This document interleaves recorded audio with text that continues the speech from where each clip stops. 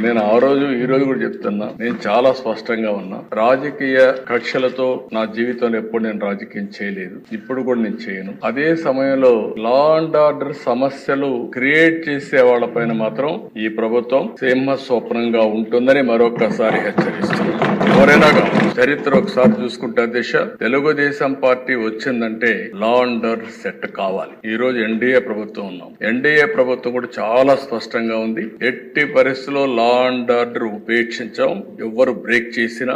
అందుకే ఈ రోజు మీరు చూసినప్పుడు ప్రత్యేకంగా నేను ఎన్నికలప్పుడు కూడా చెప్పాను, నేను సమస్యల్ని జరిగే లా అండ్ ఆర్డర్ కంట్రోల్ చేయగలుగుతాను, కానీ కొంతమంది గంజాయికి అలవాటు పడి, డ్రగ్స్ కి అలవాటు పడి అలాంటి వ్యక్తులు రాత్రి మారిపోతారంటే చాలా సమస్య ఉంటుంది, అడిక్షన్ అయిపోయి ఉంటారని చెప్పి కూడా చెప్పాను. అది ఇంకా కంటిన్యూ అయ్యే పరిస్థితి ఉంది.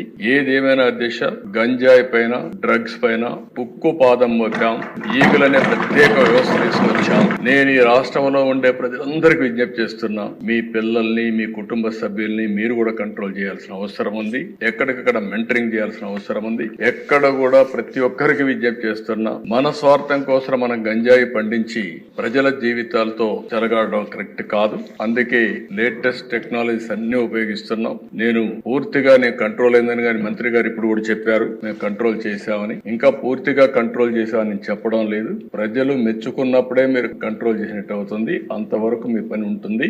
ఎట్టి పరిస్థితుల్లో ఈ రాష్ట్రంలో ఒక్క ఎకరా కూడా గంజాయి పండించడానికి వీలు లేదు. అది జరిగే వరకు నిరంతరం ఈ ప్రభుత్వం పోరాడుతుందని చెప్పి కూడా నేను ఒక్క మాటలో చెప్పాలంటే, గంజాయి పైన, డ్రగ్స్ పైన యుద్ధం చేస్తున్నాం. ఈ యుద్ధాన్ని ఆపే పరిస్థితి ఉండదు. లేటెస్ట్ టెక్నాలజీస్ ఉపయోగిస్తాం, సెటిలైట్ ఉపయోగిస్తాం, డ్రోన్స్ ఉపయోగిస్తాం, ఇంకా ఎక్కడెక్కడ ఏజెన్సీస్ ని పెట్టాలంటే అన్ని కూడా పెడతాం. అవన్నీ పెట్టి పూర్తిగా బార్డర్ లో కూడా మన రాష్ట్రానికి రాకుండా కూడా చెక్ చేసి యంత్రాంగాన్ని కూడా క్రియేట్ చేసుకుంటాం అని చెప్పి కూడా నేను మీకు తెలియజేస్తున్నా. ఎవరైతే గంజాయి పండించే అమాయకులు ఉన్నారు వారందరికీ ప్రత్యామ్నాయ ఉపాధి కల్పిస్తాం.